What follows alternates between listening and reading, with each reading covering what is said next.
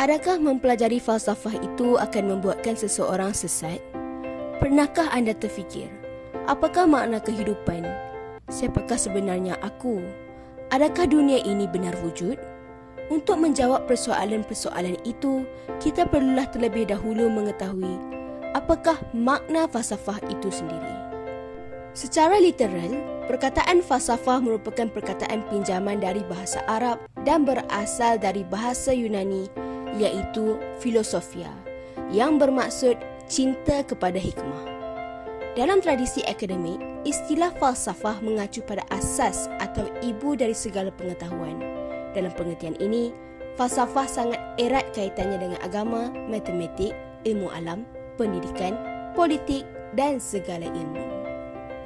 Bertrand Russell, seorang penulis buku yang berjudul Sejarah Falsafah Barat, telah menakrifkan falsafah sebagai sesuatu yang berada di antara teologi dan sains.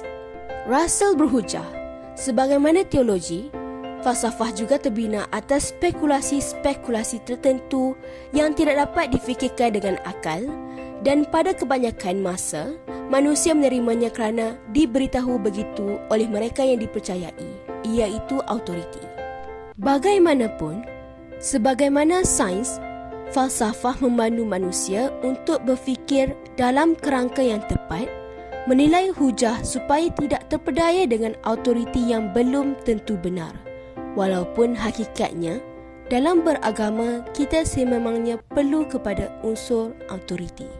Ringkasnya, bagi beliau, falsafah mengurangkan sifat dogmatik sesebuah agama apabila ia mengajar para penganut untuk berfikir tentang doktrin-doktrin penting dalam keimanan, sama ada berlaku percanggahan atau tidak, juga mengurangkan kekecewaan bagi mereka yang terlalu bersifat saintifik dalam pembuktian, sehingga menolak apa yang tidak mampu mereka fahami dengan rumus-rumus yang empirikal. Pada zaman klasik, falsafah secara tradisional dibahagi menjadi 3 cabang utama. Falsafah alam, iaitu kajian tentang dunia yang ketara atau fizikal. Falsafah moral, iaitu kajian tentang kebaikan, benar dan salah, keindahan, keadilan dan kebajikan. Falsafah metafizik, iaitu kajian tentang kewujudan, sebab akibat, Tuhan, logik, bentuk dan objek abstrak lainnya. Pembahagian ini tidaklah usang tetapi telah berubah. Falsafah alam telah terbahagi menjadi berbagai ilmu alam, terutama astronomi, fizik, kimia, biologi dan kosmologi. Falsafah moral telah melahirkan ilmu-ilmu sosial, namun tetap mencakupi teori nilai termasuk estetika, etika, falsafah politik dan sebagainya. Falsafah metafizik pula telah melahirkan ilmu formal seperti logik, matematik dan falsafah sains, namun tetap mencakupi epistemologi, kosmologi dan lain-lain.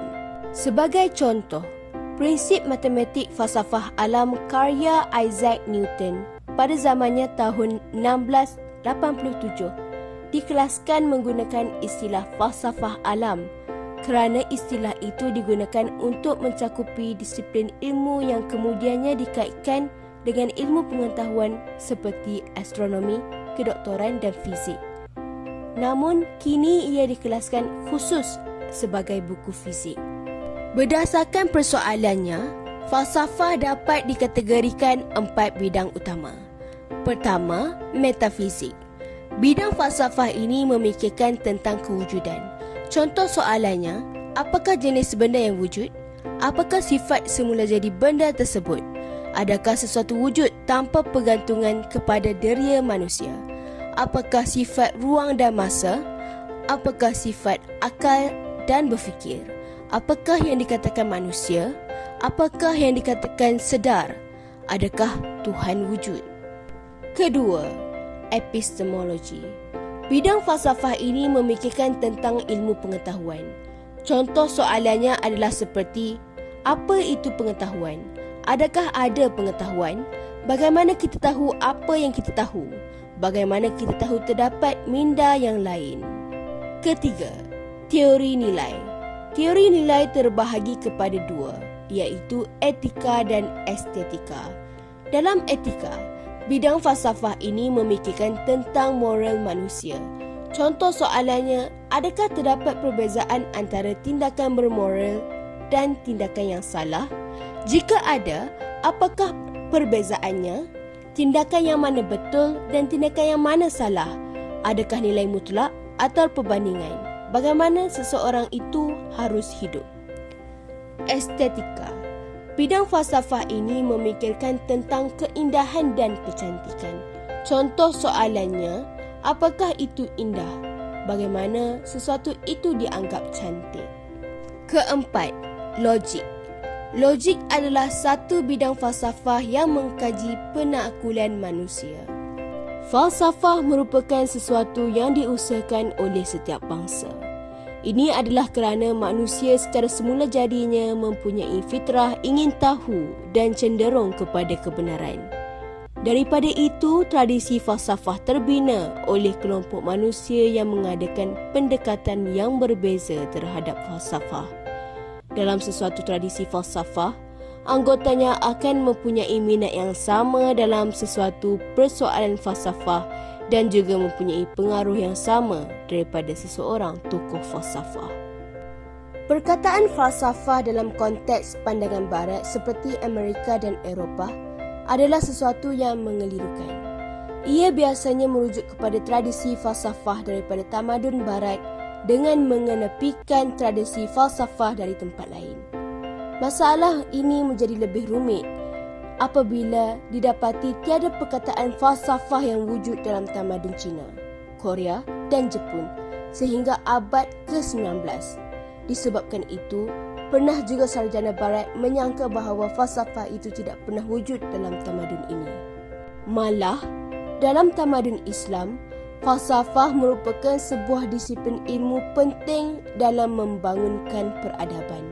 Ulama-ulama seperti Imam Al-Ghazali, Al-Farabi, Ibn Rushd dan ramai lagi merupakan ulama falsafah Islam. Ahli falsafah cuba menjawab persoalan besar untuk mencapai kebenaran.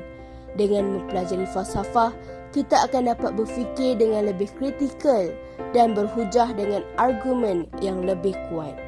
Jadi, menjawab persoalan awal sebentar tadi, adakah mempelajari falsafah itu membuatkan seseorang sesat? Jawapannya, sudah tentu tidak.